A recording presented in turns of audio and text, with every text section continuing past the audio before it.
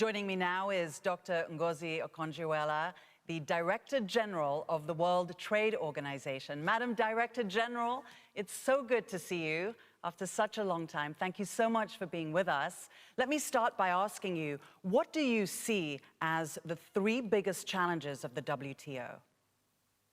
Well, thank you, Zain. It's great to see you.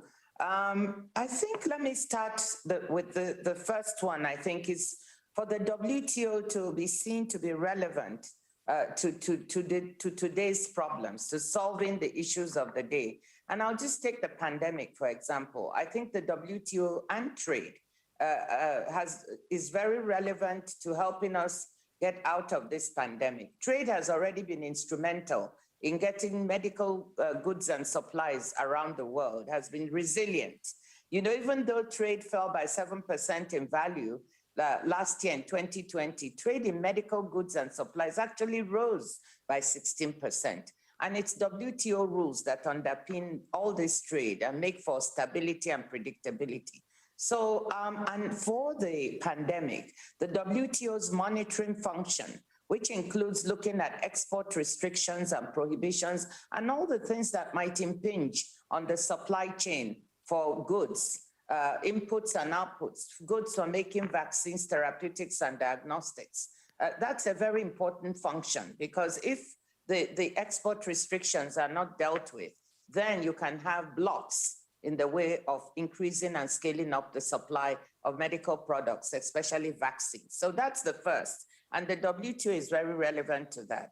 I think the second is restoring the WTO's negotiating function and making it lead to wins. The WTO has not had a successful multilateral negotiation for some time. And we have in front of us now the fisheries subsidies negotiations, which is designed to deliver Sustainable Development Goal 14.6, the sustainability of our oceans and our fisheries.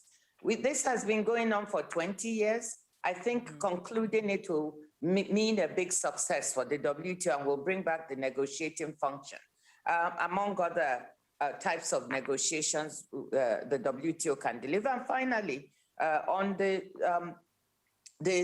dispute settlement function, the WTO is unique in having a place where all members, all countries in the world can bring their trade disputes. And this system, the dispute settlement system, has been paralyzed for some time due to disagreements between members on how it should work. We need to reform and restore this and reinvigorate it. And I think these are the three big challenges we really need to solve at this time. The momentum toward globalization was already being slowed before the pandemic. In terms of trade going forward, how do you think that this momentum can pick up? Will it?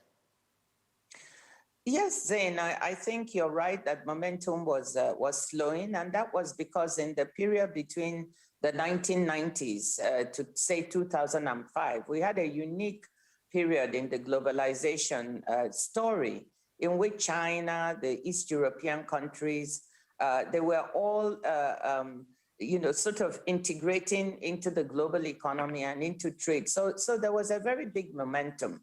You also had periods of really important cases of liberalization by members of the WTO. So there was a big impetus to trade and to globalization during that time. So before the pandemic, as you said, it started slowing down. And of course, with the pandemic, we've seen, the negative growth rates of trade, as I just mentioned, with respect to last year.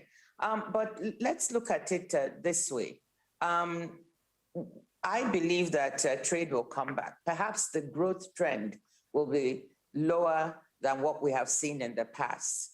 But I still believe that there's a opportunity and momentum, because let's look at globalization. You know, some people say that there's a deglobalization going on, but I prefer to think of a re-globalization in which those parts of the world that were left behind and those peoples that were excluded during this period of fast globalization will be brought back in.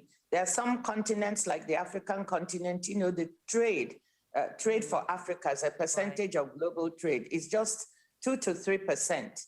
we can reintegrate the continent, reintegrate poorer countries who are not part of this globalization, reintegrate people who were marginalized. And this can be part of bringing the globalization back and bringing trade back as well.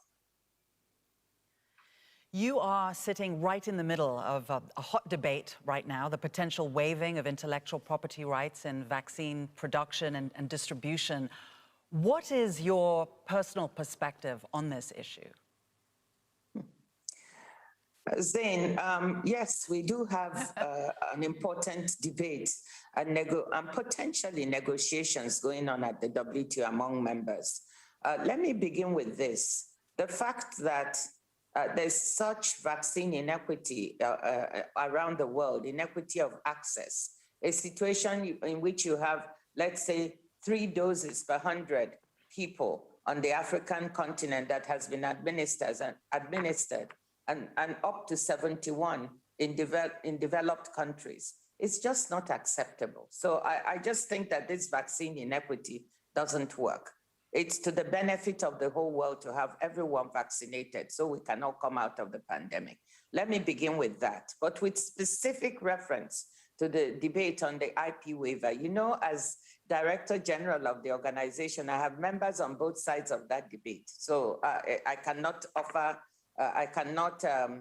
my job is really to try and bring members together, not really to have a personal opinion. But I think what we are trying to do is to make sure that our members come together, start to negotiate text. And I'm happy to say that the meeting of the TRIPS Council last week, members did agree to start looking at the revised text that the proponents, many developing countries, have put on the table. The EU also put a proposal on the table, and they're going to be looking at all that. My hope and expectation is that this will happen quickly because lives are at stake, so that by July we begin to see some pragmatic solutions that will allow developing countries automaticity of access to vaccines, whilst at the same time re-energizing or making sure we don't disincentivize research and innovation. One key issue that we're all talking about as a global priority is climate change as well, and the rising socioeconomic inequities. And they're really bringing into sharp focus the issues of sustainable development. What role do you see WTO playing in this sector? Well, first of all, let me say that on the issue of biodiversity, for instance, WTO is playing a big role. I mentioned the fisheries subsidies negotiations, where we're trying to support the biodiversity of our oceans. So that's the first point. On climate change, issues of incentivizing the use of climate-friendly goods and services is very, very important. So trade in renewables, encouraging that. We had a negotiation going on environmental goods and services, which stopped in 2016. I hope we can revive that. We also have discussions going on plastics pollution and how we are going to approach that from the trade side. I think that is very important. So these are some of the ways. Of course, the whole issue of carbon emissions and possible global carbon tax. Yeah. These are issues we're all looking at to see how that would work. And I have to ask you this because it's an important question for me and for women and our whole African continent, in fact. What does it mean to you personally, as well as the world, on your election as the first woman and the first African to be Director General of the World Trade Organization? You know how proud we are of you.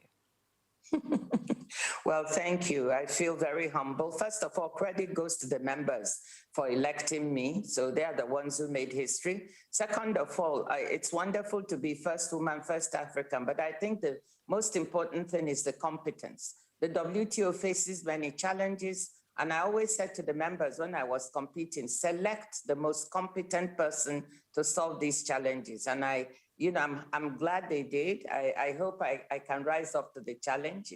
I'm trying to do my best.